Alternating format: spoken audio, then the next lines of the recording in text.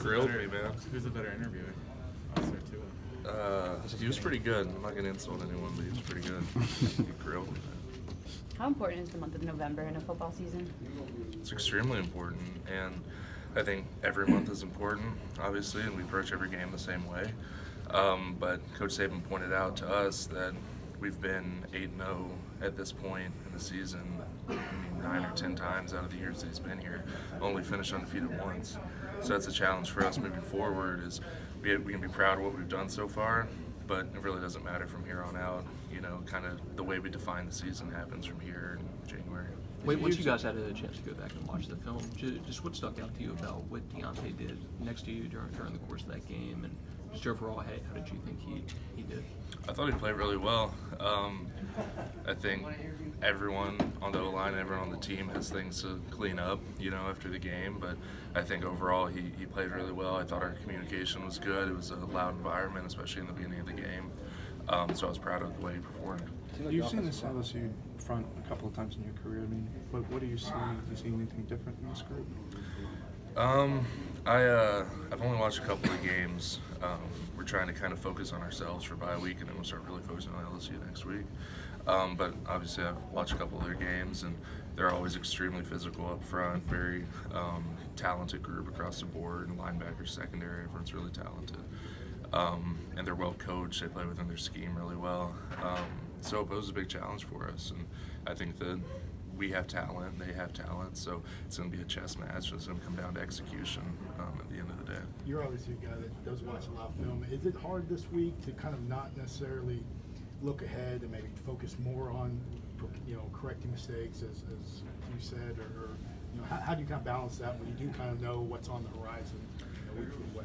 Yeah, I mean, I think that I do watch film, and I'll go and just kind of watch, and I'll just skim through it. I'll get an overview and kind of get an idea for the personality of each defense and kind of their general scheme, because some people have different defensive coordinators that were going to play than they did in the past.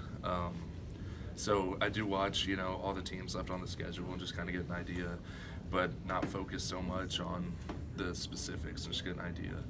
The biggest thing is self-scout, going back and watching what we've done and what there is to improve on. And I think that the coaches, I don't know if we've done this in years past, I honestly don't remember, but they gave us 3 things to work on.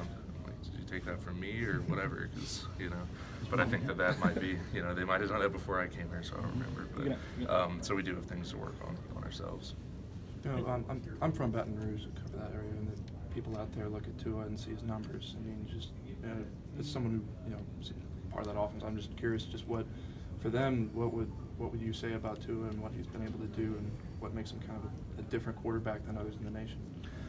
I mean, I think that Tua is extremely talented. He obviously has arm talent and great awareness, and but I really think that he executes the offense extremely well, and he'd be the first to tell you that his receivers are making great catches, and his, you know, running backs are helping out in protection and opening up the run game, which helps the passing, and the O-line's doing a good job. So, I mean, I think that Tua's extremely talented, and he's great, but, I mean, there's a lot of pieces around him that, you know, help the team be really successful.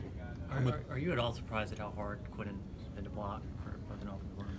Not at all. I think that we're honestly a little relieved as an O-line that we're like, okay, no one else can block him either. You know what I mean? Like, it's not, because like during camp and stuff, talking to Ross, he's played a lot of ball. He just has 50th start. And he's saying Q's hard to block, and so, you know, watching him go out, it hasn't been surprising at all to me. I know that he's been working really hard on perfecting his technique and kind of just honing his craft, so it's good to see him out there having that success on the field. What is it that separates him that makes him so hard to block from what you've seen or heard? He's strong. He's got he plays with good leverage, low center of gravity.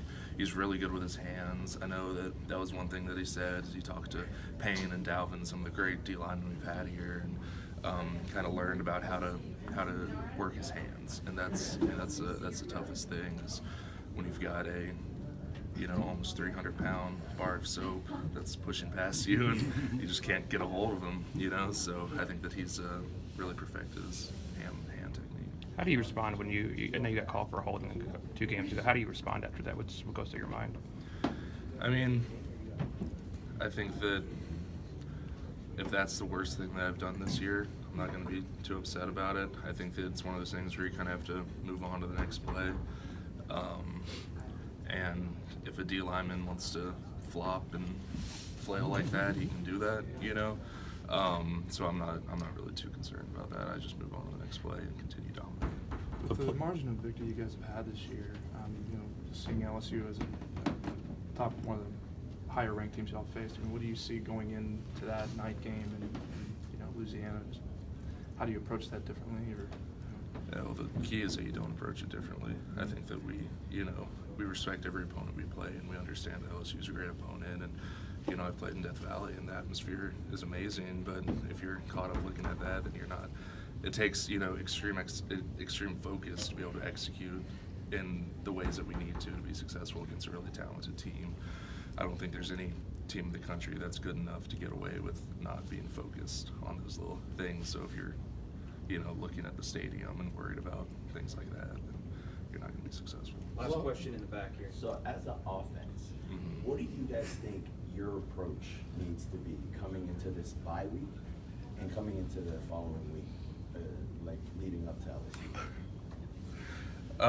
You know, like I said, I'm a broken record, but I think that execution is the biggest thing for us. I think that, you know, we have a great quarterback, we have a lot of talent across the board, and so I think we can be successful against any defense so long as we execute.